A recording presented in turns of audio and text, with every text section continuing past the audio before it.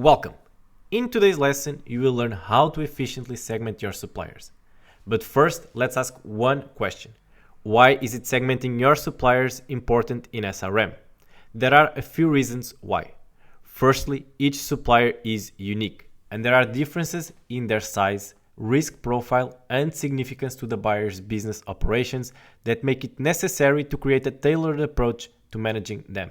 Secondly, through supplier segmentation, you can base your suppliers on certain criteria which can help you decide on the type and level of priority and attention needed. Lastly, minor yet positive changes in your supplier management can lead to significant increases in business efficiency, which can result in boosting profits. Now, without any further ado, let's begin the lesson. In the past, many procurement professionals simply assign status based on the level of spend. Now, supplier segmentation can be done with the matrix approach. The matrix approach adapts the Kraljic Matrix, which was developed by Peter Kraljic in 1983. The Kraljic Matrix is the most common strategy utilized for supplier segmentation today. It has 4 quadrants which let you segment your suppliers based on strategic, leverage, bottleneck, and non-critical items. It lets you assess suppliers through their profit impact and supply risk.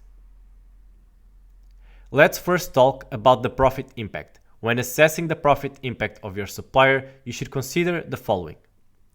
How much you spend with your supplier, how many categories across the business are served by your supplier, if the supplier spurs innovation in your company, if your supplier offers competitive pricing.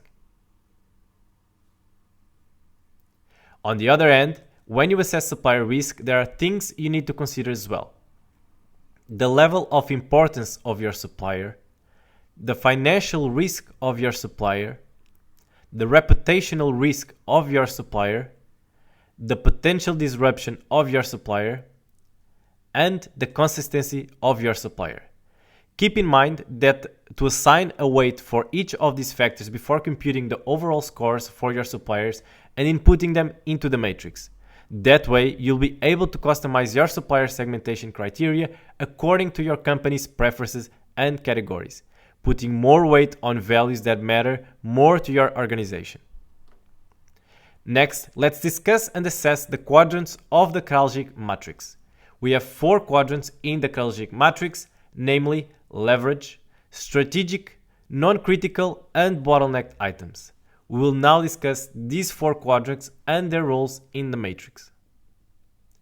The quadrant of strategic item comprises your high-risk supplier who delivers the essential products and services to your organization.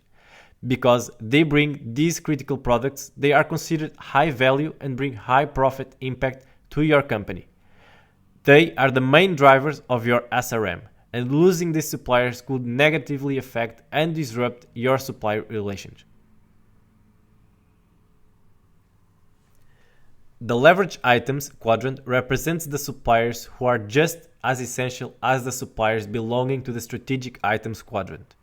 However, they give a lower risk since the products and services they bring forward can easily be obtained by another supplier.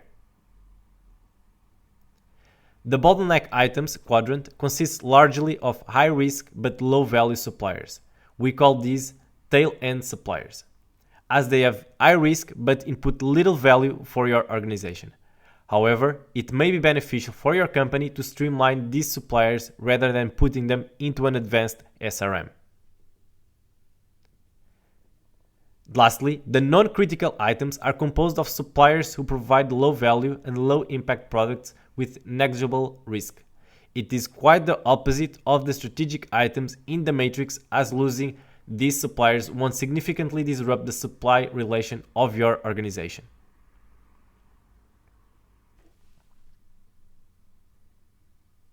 Let's consider the case of Pegasus, an express delivery company specializing in e-commerce, as an illustrative example of utilizing the matrix.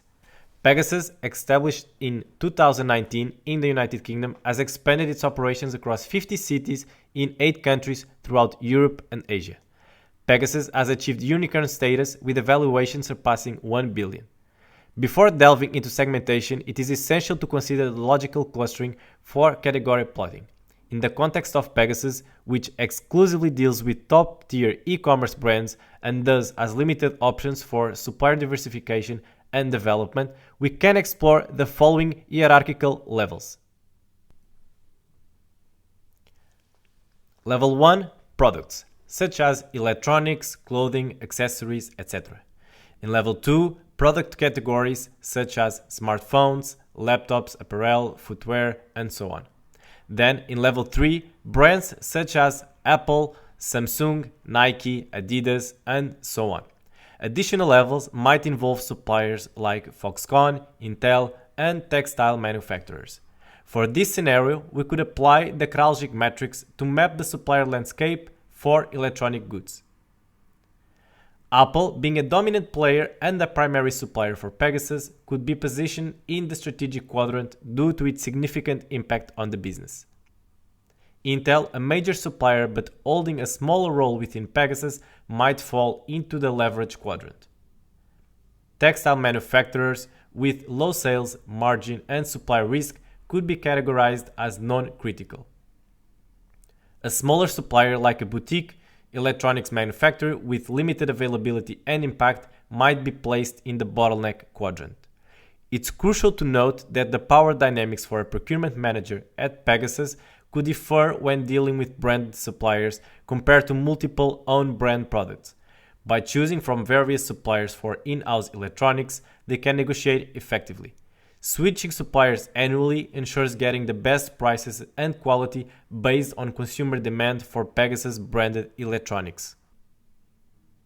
The portfolio analysis incorporates the factors from the Kraljic Matrix and the supplier preferencing matrix. Putting these two matrices together, you now have a template that summarizes the possible courses of action you can take after computing the overall scores and inputting them into the Kraljic Matrix. The portfolio analysis will serve as your guideline as it represents the possible and best courses of action according to the scores acquired by your suppliers.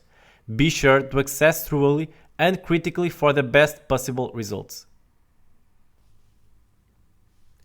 By the end of this module, you'll be armed with actionable strategies and a well-defined plan ready to elevate your SRM practices. From building collaborative relationships to segmenting suppliers, developing strategies, and mitigating risks. And of course, answer the questions posed at the start of this lesson. And that's about it. Great job finishing this lesson. Let's dive deeper into the next lessons.